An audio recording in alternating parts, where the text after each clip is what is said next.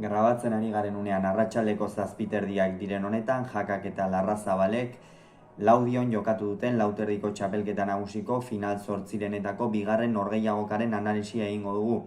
Jaka zen favorito eta pronostikoa bete ditu, izan ere 22 eta 13 irabazi dio Iker Larrazabali.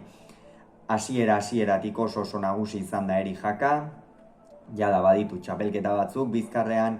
Lizartzarrak Lauterdiari dagokionez 2020 urtean gainera finalista izan zen, eta Iker Larrazabalek berriz gaurkoa zuen Lauterdiko txapelketako lehen mailako lehen norgehiagoka. Egia da urtengoan ere San Ferminetako Lauterdiko txapelketa jokatu zuela, Urrutiko etxearen aurka egokitu zitzaion jokatzea, baina bertan ez zuen irabazterik izan.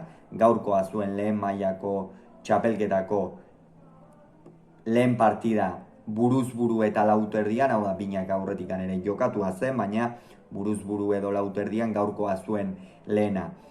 Egia esan hasiera ona egin du Iker Larrazabalek, badakigu zenolako baliabideak dituen pilotari honek, saketik hasita abiadura handia sartzen du, gero aurrean pilota duenean ere abiadura handiarekin mugitzen du, eta defenditzeko ez da pilotari erraza Larrazabal.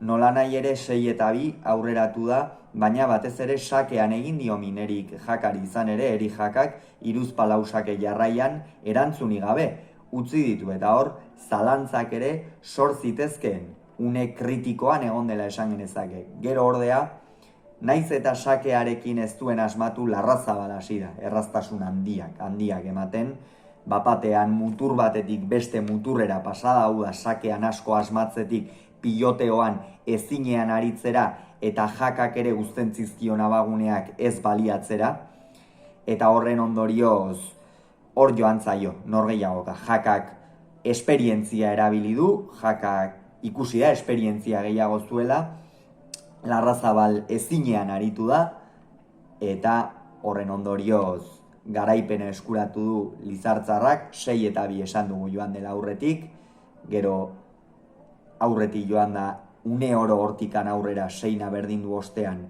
Eri Jaka, 8 eta 6, 12 eta 7, eta azkenerako 22 eta 13. Egia da hor, Jakak 15-16 tantoa egin duen unean, edo Larrazabal oso gaizki ari zen jokatzen, ez zuen oso lotuta, urduri ikusten genuen, ez zuen pilota bat ere asmatzen, eta hori Jakak abaguneak utzi dizkiola, baina ez zuen pilota bat ere asmatzen, eta gero gainera hor oso lotuta egon da Larrazabal, eta gero hortikan aurrera pixka bat presioa ere kendu duenean, tanto eder batzuk egin ditu, hor gantxo batzuk, sakean ere gehiago asmatu du, baina ez da nahikoa izan, eta gero Eri Jakak ez dio, pultsuak dardar egin, eta hortikan aurrera erabat nagusi izan da. Esan bezala beraz,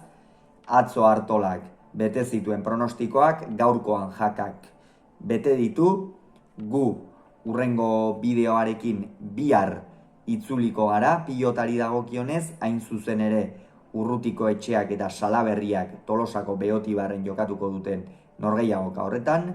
Gogoratu, Jakak 22, Larrazabalek 13, Laudion, Jaka aurrera, Larrazabalek aurre esan dio txapelketari. Hauxe guztia, besterik ez, ongi izan, agur.